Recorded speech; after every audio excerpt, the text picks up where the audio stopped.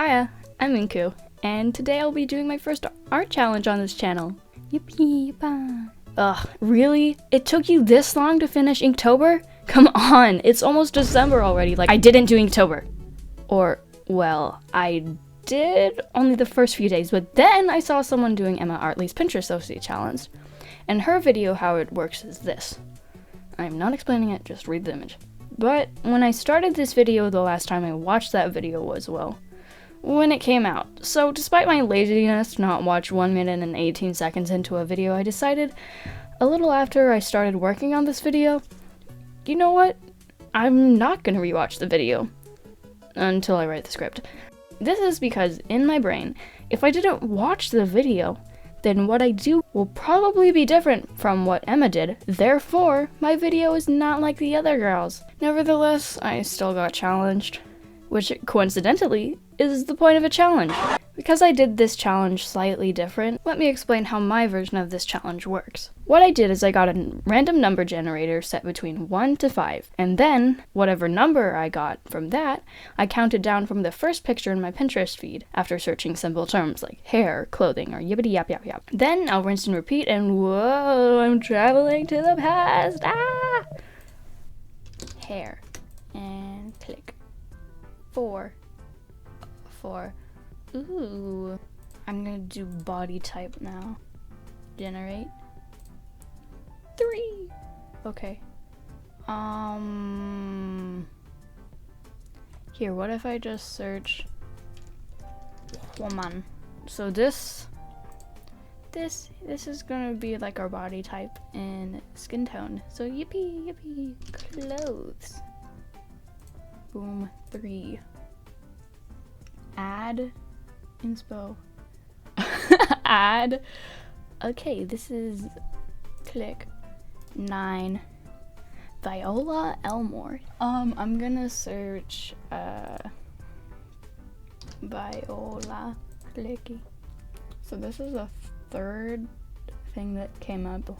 I'm just gonna search random item. Click 4. Add.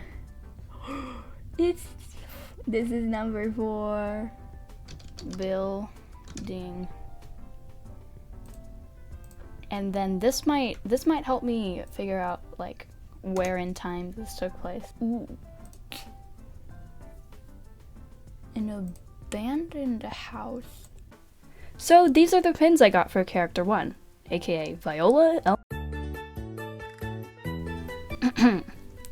Imagine a world in the 18th century where witches were real, but like everyone was chilling with that. And anyone can become a witch as long as you're feminine. But there's one small caveat. To become a witch, you have to be taught by a witch. Viola one day accidentally cast a simple spell for the first time. This inspires her to want to become a witch and lead a coven. A coven where a bunch of witches gather around and help people. And she's the leader of it. It's totally not a cult, guys, I swear. But there's only one problem. She needs to find a witch. I don't know why I landed on this idea specifically. I was probably just in a spooky mood because I started this in October. Gee, a story about girls really wanting to be witches? I've never heard about that before. If you look at the body reference and the outfit reference for Viola, you can see that there's this like shoulder overlapping thingy for the sleeves.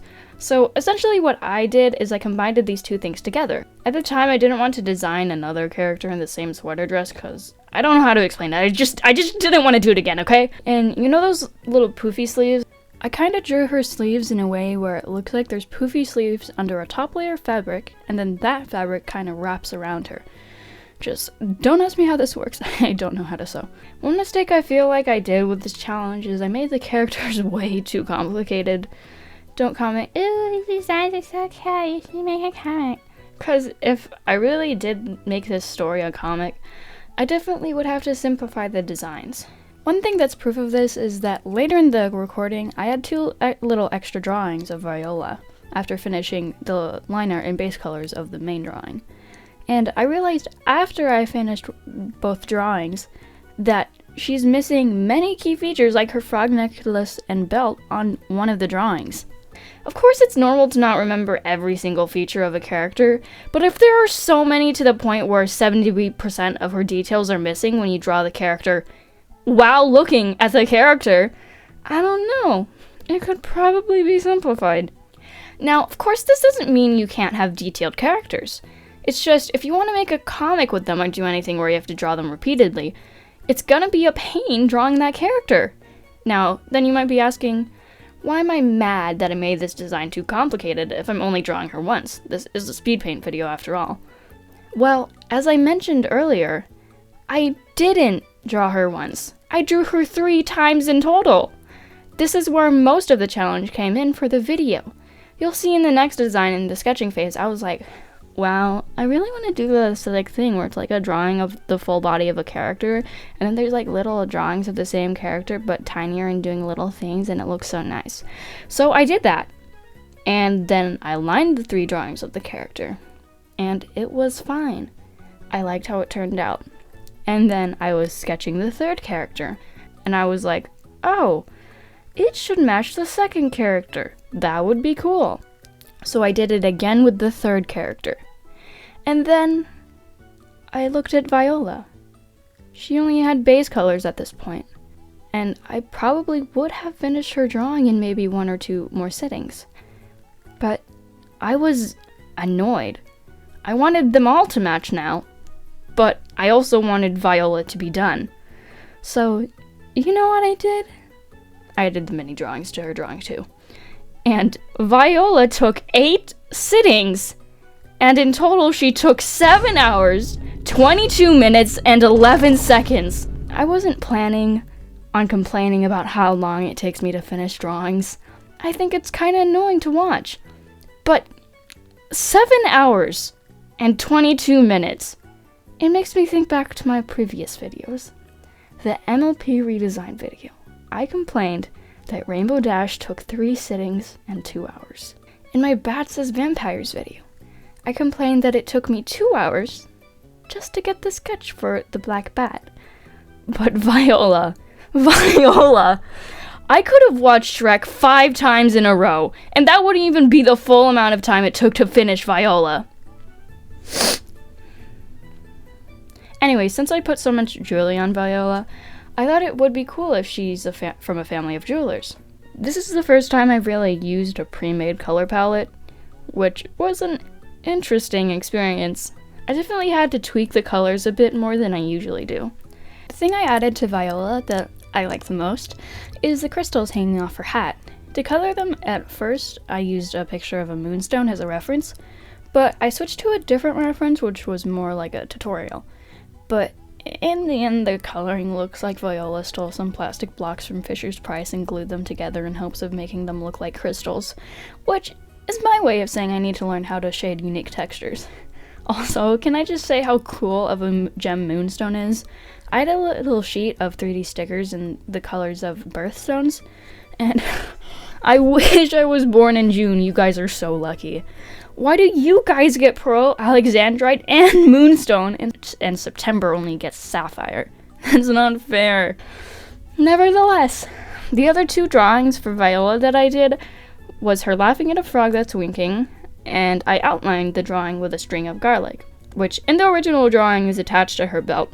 But it doesn't make sense because oopsie daisy, I forgot to draw her belt. Either way, I'm tired of working on this drawing at this point. Do you really think I'm gonna go back and fix it? I mean, I can always say that's before she wanted to be a witch, but then why would she have a witch hat on? The last drawing of her is her watering some flowers from a window while singing. It looks okay. It isn't the best, but whatever. I do think these drawings show off her personality nicely, though. She's just a very happy little guy, and I hope you like how she came out. Whoa, I'm traveling back into the past. This is real, guys. It's not editing. I swear I'm actually traveling back into the past. You got. What if I search pose reference and then whatever body type that reference is? Random number 2. What a beautiful pose reference. So the second one was this one. Generate 6. Aurora Waldron. I love weird name generator. Weird name generator is like the best name generator. Hair. Whoop. Oh wait. Oh. Okay. Click. This. Ooh. This is gonna be interesting. I'm gonna do clothing again, and then 4. 1, 2, 3, add, 4. That's cool. Item, click, add, 5. Ooh, it's a gothic feather fan. It's a gothic feather fan. Oh yeah, we need to search her name and then see what pops up. Click, number 2. Oh, it's the singer. Here are the pins for Aura. I didn't write in the script an area for me to say this, so yeah, these are the pins for her. Viola asks her best friend Aura if they know of any witches around. Aura questions Viola on why she's asking them this, and they learn that Viola is trying to become a witch. So Aura, wanting to help and support Viola, says they'll become a witch with her too. Aura and Viola go around the village asking anyone if they know where a witch lives, and after a couple days of searching, someone finally gives them directions to a house where they think a witch lives, and it's only a couple miles away from the village. Yes, I changed their name slightly, but it's still a part of their name, so I think it's okay. I actually really like how their design came out, so much so I went a little crazy and decided to draw 2 more mini drawings of them, which is what triggered me into spending 5 Shrek movies on Viola. What is that noise? Bro, that is a goofy looking hat! What were you thinking? It looks like someone got confused and tried to take a bite out of their hat and succeeded. I did it because it makes their silhouette more recognizable. Also, speaking of witch hats, witches in Aura and Viola's universe don't wear witch hats. I just thought it would be funny that both of the non-magical characters just assume that witches wear witch hats, which is fair if you're following the logic of the name, but you'll see soon that the actual witch doesn't have a witch hat on. Like I said earlier, I didn't really have a problem with Aura, up until I had to color specifically their hair. You can see with the timer at the bottom, I spent like 65% of the time on coloring this drawing rather than anything else. In the end, this is the drawing I think I like the least. The coloring is just okay. It's probably because I'm not used to shading these colors. I was planning on making a rant about if you really want pretty colors to look pretty, then you shouldn't include only pretty colors. You should also add uglier colors so that the pretty colors stand out. I think it works the same way with shading too. If you want a character's eyes to stand out and glow, you shouldn't make everything else look like it's glowing too. But I really didn't like how the ugly colors looked while trusting the process, so I kept trying to fix them, which is also probably why her shading looks so weird. With Viola and past drawings, I split the colors for the character into skin, clothing, hair, and accessories, but I think I forgot to do that with this drawing. Obviously that's not the only reason why the coloring ended up looking weird, but I still thought it wouldn't hurt to mention. Aura as a person is probably an ambivert, being right in the middle of an extrovert and introvert spectrum. I made her this way so all 3 characters represent the entire spectrum of like how friendly you are, I guess. If you were paying attention, I kinda showed this in one of the mini drawings in a way. Aura's window shutters are half open, but not all the way, while Viola's shutters are fully open. And I think you can guess that the 3rd character's window is fully closed. As for the other mini drawings for Viola, it's Viola surprise hugging them and them being like, oh. I haven't really drawn characters interacting that much, so I was happy with how it came out. You know how Viola has her string of garlic as an outline for her equivalent of this drawing?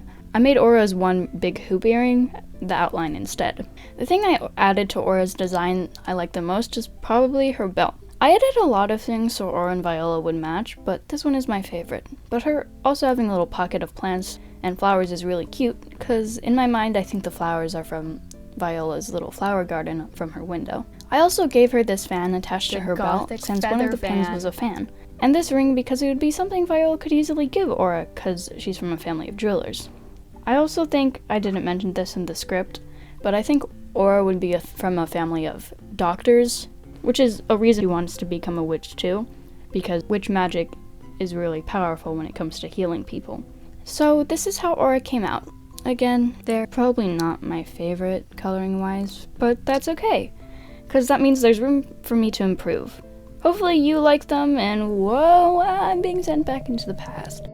Okay, I am here with a new, fresh Pinterest. Pose, reference, generate. 4. 1, 2, 3, 4, 5. Thelma Wilmarth. You see, this name is a little bit goofy. Thelma Wilmarth. Hair. Generate. 2. So this haircut, we're gonna search clothing. 5. 4, 5. Ooh. Building. 4. 1, 2, 3. This building again? Why does it keep recommending me this building? Here's the fourth one. The fourth one of this one. Now we're going to search an item. 3. It's not an item. Hold on, Pinterest. I think you're a little sexist here. Are you saying a woman is an item? Are you saying a woman is an item? I accuse Pinterest of being sexist, and you can hold this up in court. Object. 5. Pinterest, no! 4, 5. Ooh, we're getting somewhere. The fourth one. 1, 2, 3, 4. Again, here are the pins for Thelma. I'm gonna say later, here are the pins for Thelma, but that's not how this video is like set up, I guess. So yeah, here are the pins. Wahoo. This is a sentence to cut off with the text.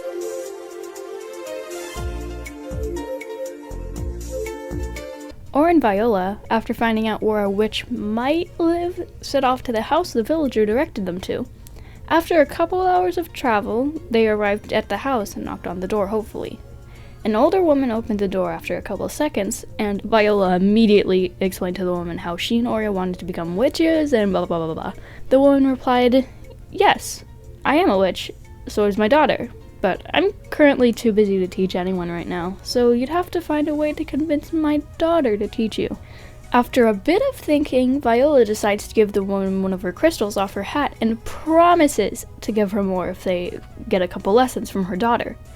And so, a few weeks later, after a couple crystal payments, Aura and Viola arrived at the house ready for their first lesson, meeting their mentor for the first time. Here are the pins for Thelma. Very moody, ooh, dark, scary. If you could guess from the story segment, Thelma is the daughter set to teach Viola and Aura.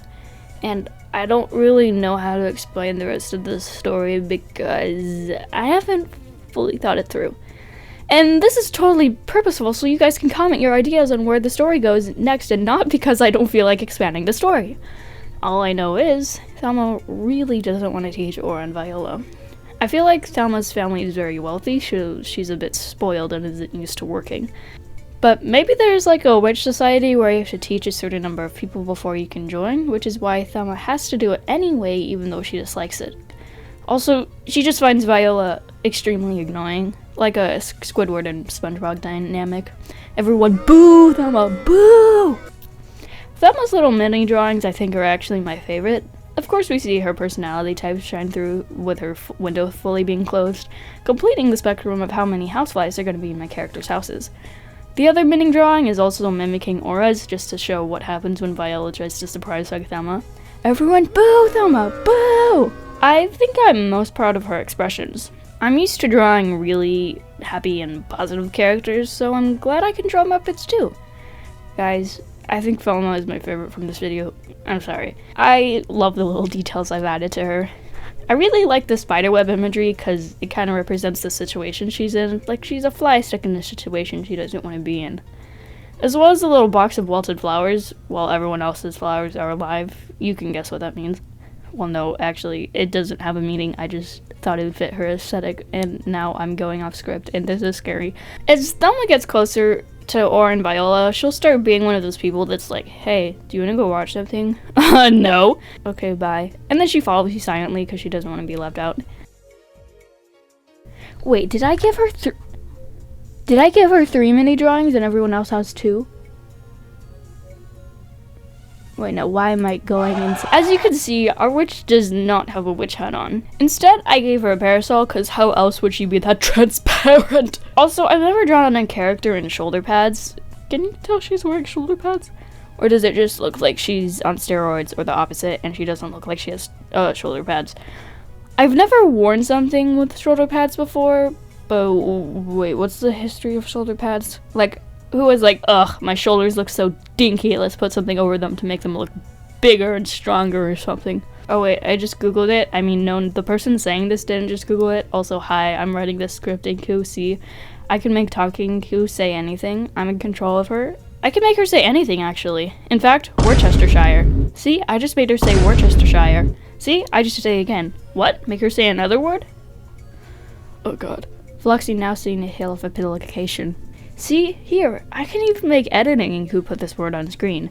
Oh wait, I just googled it, and it makes a lot more sense because the shoulder pads were invented for sports. Doesn't that make anything more boring when something was just invented for sports? Anyways, yeah, this is Thelma. Woohoo, no more script writing, but we can do one more complicated word. Anti-establishmentarianism. But thanks for watching, goodbye!